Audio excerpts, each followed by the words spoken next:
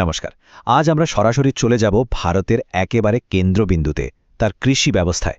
ভাবুন তো, ১০০ কোটিরও বেশি মানুষের মুখে খাবার তুলে দেয় এই বিশাল জটিল সিস্টেমটা। তো চলুন এর গভীরে ঢোকা যাক আর বোঝার চেষ্টা করা যাক যে পুরো ব্যাপারটা আসলে কিভাবে কাজ করে। তো যে প্রশ্নটা দিয়ে আমরা শুরু করব সেটা বেশ বড়সড়।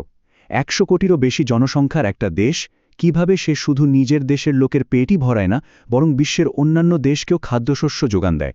এই বিশাল ধাঁধার উত্তরই আমরা আজ খোঁজার চেষ্টা করব। আচ্ছা, এই পুরো সিস্টেমটা বুঝতে হলে আমাদের একদম গোড়া থেকে শুরু করতে হবে। মানে ভারতে আসলে কি কি চাষ হয়। চলুন সেই ভিত্তিটা দিয়েই শুরু করা যাক। প্রথমেই একটা খুব গুরুত্বপূর্ণ কনসেপ্ট বুঝে নিই, আর সেটা হলো বৃক্ষরোপণ কৃষি। সোজা কথায় এটা এমন একটা সিস্টেম যেখানে একটা বিশাল এলাকা জুড়ে একটাই মাত্র ফসল চাষ করা হয়। যেমন ধরুন চা বা কফির বাগান। এই যে বড় আকারে চাষের পদ্ধতি, এটা কিন্তু ভারতীয় কৃষির একটা খুব বড় অংশ। ভারতের কৃষি কিন্তু পুরোপুরি মৌসুম বা ঋতুর ওপর নির্ভরশীল। যেমন ধরুন রবি শস্য, এটা হলো সেই ফসল যা শীতকালে বোনা হয়। ছোলা তার একটা দারুণ উদাহরণ। আবার গ্রীষ্মকালীন খরিফ ফসল কিন্তু একদম আলাদা। কৃষির এই যে ঋতুভিত্তিক ছন্দ, এটা বোঝাটা খুব জরুরি। আর কি পরিমাণ যে বৈচিত্র্য, সেটা ভাবলে অবাক হতে হয়। একদিকে যেমন আমাদের প্রধান খাবার মানে চাল আর গম আছে, তেমনি অন্যদিকে ডাল, চা, জোয়ার, এমনকি তুলার মতো ফসলও চাষ হচ্ছে। এই বৈচিত্র্যটাই কিন্তু ভারতের কৃষির আসল শক্তি।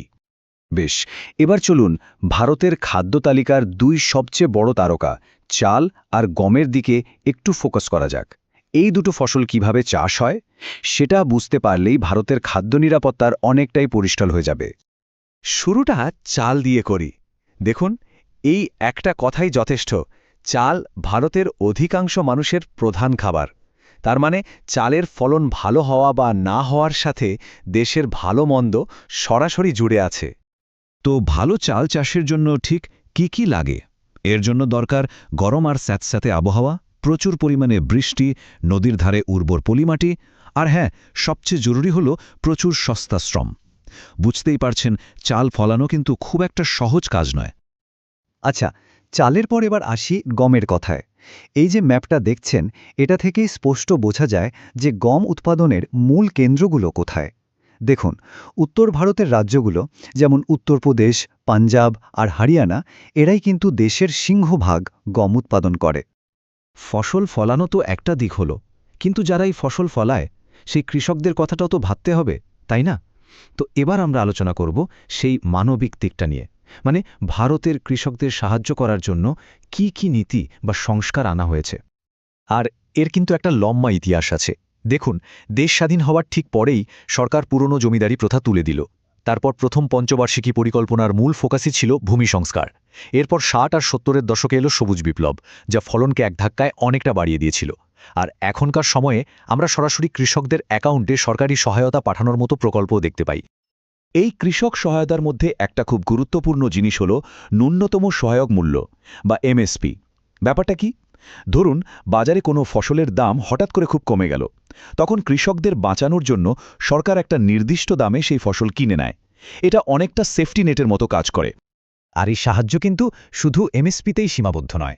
এখনকার দিনে কৃষকদের জন্য আরও অনেক কিছু আছে, যেমন খরা বা বন্যার মতো প্রাকৃতিক দুর্যোগের জন্য ফসল বীমা, বিদ্যুৎ আর সারের ওপর ভর্তুকি, গ্রামে গ্রামে গ্রামীণ ব্যাংক, কিষাণ ক্রেডিট কার্ড, এমনকি ব্যক্তিগত দুর্ঘটনা বীমার ব্যবস্থাও করা হয়েছে।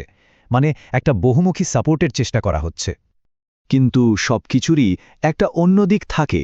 আধুনিক কৃষিকে কিছু আধুনিক সমস্যারও মোকাবেলা করতে হয়। আর এখন আমরা তেমনই একটা গুরুত্বপূর্ণ চ্যালেঞ্জের দিকে নজর দেব। চাষের জন্য যে জমি, সেটাই আসলে দিন দিন কমে আসছে। এই প্রশ্নটাই কিন্তু আসল।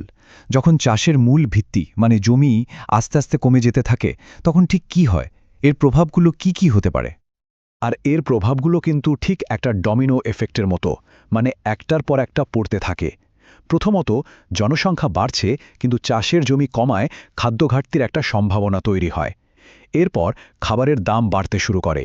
যে কৃষকরা জমি হারায় তারা বেকার হয়ে পড়ে। কলকারখানার জন্য কাঁচামালের অভাব দেখা দেয়। এমনকি দেশের রপ্তানির উপরেও এর খারাপ প্রভাব পড়ে। এটা একটা শৃঙ্খলের মতো, যার একটা অংশ ভাঙলে পুরোটাতেই টান পড়ে। সবশেষে চলুন একটু বড় প্রেক্ষাপটে বিষয়টা দেখি। ভারতের কৃষি কিন্তু একা একা চলে না, এটা বিশ্ব অর্থনীতির সঙ্গে ওতপ্রোতভাবে জড়িত। আর এর ফলে কিছু সুযোগ যেমন তৈরি হয়, তেমনি কিছু বড় চ্যালেঞ্জেরও মুখোমুখি হতে হয়। জানেন, বিশ্ববাজারের এই চাপ কিন্তু আজকের নতুন কোনো ঘটনা নয়। এই যে উদ্ধৃতিটা দেখছেন, এটা আমাদের ১৯১৭ সালের কথা মনে করিয়ে দেয়। তখন চম্পারণের কৃষকদের নিজেদের খাওয়ার জন্য খাদ্যশস্য চাষ করতে না দিয়ে ব্রিটিশদের কাপড়ের কলের জন্য নীল চাষ করতে বাধ্য করা হয়েছিল। অর্থাৎ স্থানীয় প্রয়োজন আর আন্তর্জাতিক চাহিদার এই সংঘাতের ইতিহাসটা বেশ পুরনো। এই যে তুলনাটা, এটা বিশ্বায়নের দুটো দিককেই খুব সুন্দরভাবে তুলে ধরে। একদিকে যেমন আশীর্বাদ আছে, ভারত বহু যুগ ধরেই মশলা আর তুলার মতো জিনিস রপ্তানি করে আসছে, আর এখন তো আরও দামি ফসল চাষ করার সুযোগও পাচ্ছে। কিন্তু অন্যদিকে এর অভিশাপও আছে। অতীতে যেমন কৃষকদের জোর করে অর্থকরী ফসল ফলাতে বাধ্য করা হতো, তেমনি আজকের দিনে তাদের এমন সব দেশের সাথে প্রতিযোগিতা করতে হয় যেখানে সরকার কৃষকদের বিপুল পরিমাণে ভর্তুকি দেয়। এটা একটা খুবই কঠিন লড়াই। তাহলে আজকের দিনের আসল চ্যালেঞ্জটা কি? চ্যালেঞ্জটা হলো এই তীব্র প্রতিযোগিতামূলক বিশ্ববাজারে টিকে থেকে ক্ষুদ্র আর প্রান্তিক কৃষকদের জন্য কৃষিকে লাভজনক করে তোলা। আর এটাই আমাদের শেষ এবং সবচেয়ে গুরুত্বপূর্ণ প্রশ্নে নিয়ে আসে। একদিকে চাষের জমি কমছে, অন্যদিকে আন্তর্জাতিক প্রতিযোগিতা বাড়ছে। এই পরিস্থিতিতে ভারত কিভাবে নিশ্চিত করবে যে তার কৃষি ব্যবস্থা সফল হবে এবং একই সাথে যে লক্ষ লক্ষ ক্ষুদ্র কৃষক এই ব্যবস্থার মেরুদণ্ড, তাদের জীবনও সুরক্ষিত থাকবে? ভবিষ্যতের জন্য এটাই হলো সবচেয়ে বড় প্রশ্ন।